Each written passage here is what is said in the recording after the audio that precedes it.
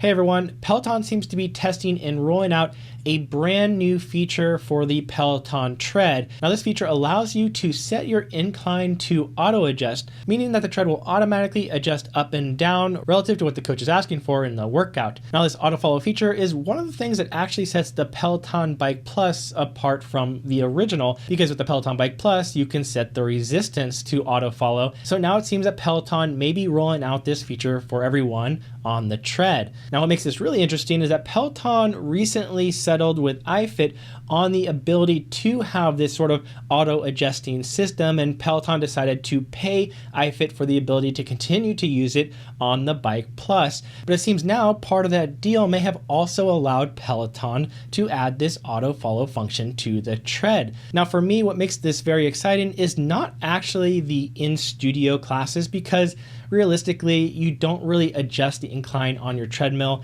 very often, and it's very quick and easy to do. But what I am excited for is the potential to allow Peloton to actually make good outdoor content. See, it is my belief that Peloton up to now has not put a lot of effort into any of their outdoor content.